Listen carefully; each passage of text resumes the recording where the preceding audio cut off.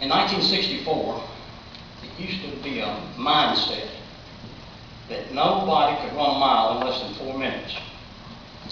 But a guy named Roger Bannister didn't believe the doctors and the physiologists at the time. And he was the first man to run a mile in less than 4 minutes. But here's the amazing thing that I would share with you. In the following year, 20 other men ran a mile in less than 4 minutes. And what changed? And what I would submit to you, what changed was people's perception about what could and could not be done. And that's the obligation that's going to be on you young people going forward. Where a lot of people think we can't even get you out of high school, you've proven a kind of a new frontier. And I can remember when Dr. Linda Boss first told me she wanted to talk to me about this new concept. And I said, well, I'm all ears. She knows I'm a big education guy. She said, we're gonna put kids in high school and college at the same time. I said, well, we've been doing that. My own daughter and son, they had some college credit when they went to school. She said, no, we're going to give them a degree. I said, you tell me ninth graders going to take college courses? She said, that's right. Well, I was kind of like the people around Roger Bannister. See, I wasn't ready for college when I was 18. How could you be ready at 14? And I'm going to take just a personal moment, if I can, about Dr. Boss. I was at the retirement ceremony Tuesday night. She's been such an advocate for this program. And she has served us well in Davie County. And she's leaving through retirement. And I want to thank you for giving 33 years of your life for school children. And I wish you Godspeed.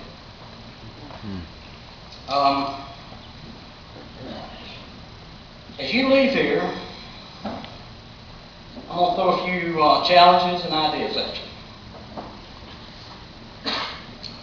You know, most of the lessons in life I've learned, unfortunately, been the hard way. But I will tell you this, that most of the obstacles that you're going to find in your life are going to be within the confines of your own mind. This room today, this auditorium, is full of people that believe in you. The stage is full of people that believe in you. And what I'm telling you, I want you to embrace when you walk out these doors today, is I want you to believe in yourself.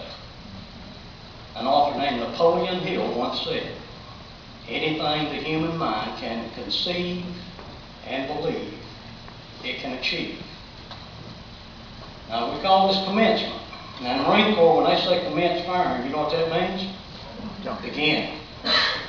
So I know you guys are patting yourselves on the back. You've maybe reached this milestone. I'm telling you, the learning journey is just beginning. It's commencing today. When Dr. Boss called me and asked me if I would do this, I was honored. And when she hung up the phone, a gnawing started in my stomach. Pretty honorable. And I think probably Dr. Boss saw this day back when she first told me about it. Because vision. And your school board had vision. And I'm glad to see Mr. Burnett and Mr. Lambert here today. They were instrumental in making this happen. But this is what really got to bother me. You know, I've been to a couple of these graduations myself. And all my children, high school, college.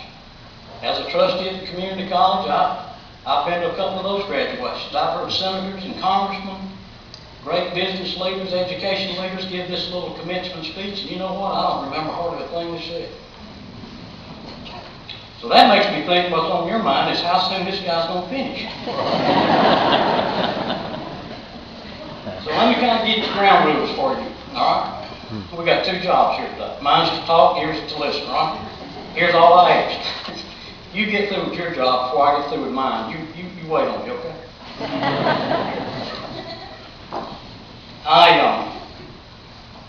I'm a blessed man. And I know I am. And I attribute a lot of it to people that believed in me, that spurred me on, educated me, poured it in.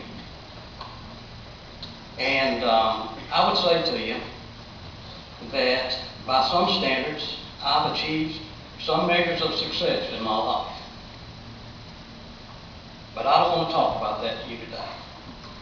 What I want to talk about to you today is where I failed. Because I'm going to tell you today, you're going to have some failures in your life, some trials, some tribulations.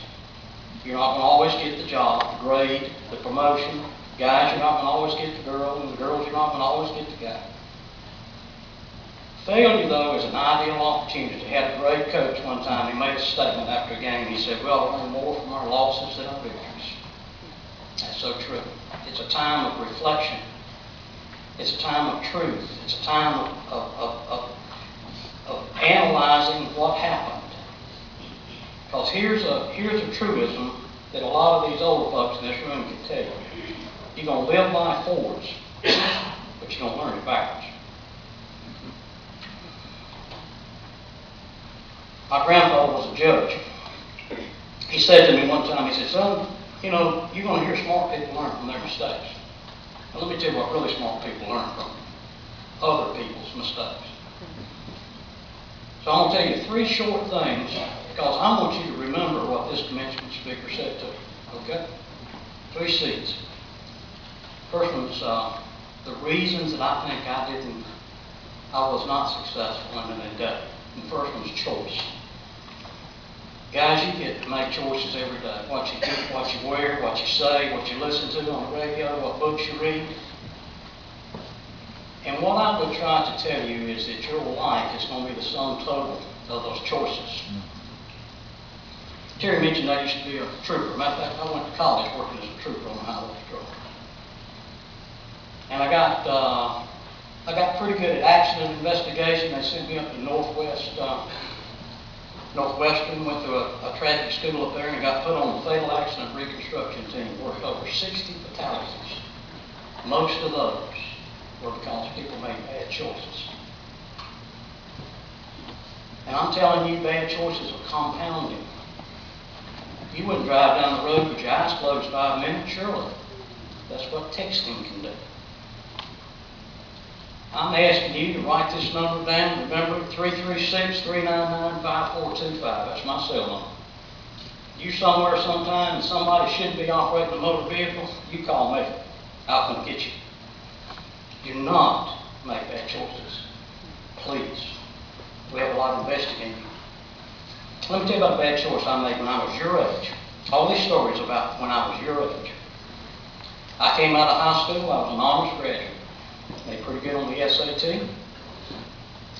Senior superlative, president of the Key Club, class officer. I decided I'd invest my time and talent in the university system of Georgia. I was there about 2 weeks, and the guy says, "Hey, you going through Rush?" "What's Rush?" "Well, that's where the fraternities, you get to go to all the fraternity parties. They're a lot of fun." My mama, my sweet mama said, "Son, those fraternities have been up there 100 years. You leave them alone, they'll leave you alone." My mom knew nothing about my social horizons and what I did. I did great in fraternalization. I did terrible academically because I started making bad choices, cutting classes, looking for shortcuts, missing assignments. The next thing, you get this little letter from the registrar's office that says you're on academic probation. And at that time, our country was involved in a little armed conflict. And if you didn't keep that student deferment, you were ripe for something called the draft. Well, I wasn't going to let them draft me. I was smarter than they were. I joined the Marine Corps.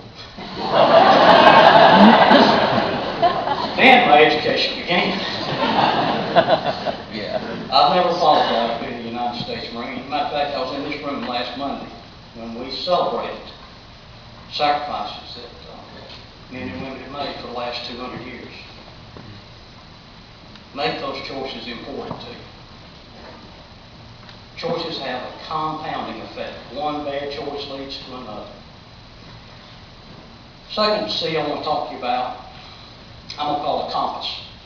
I think it was so ironic when I was looking at the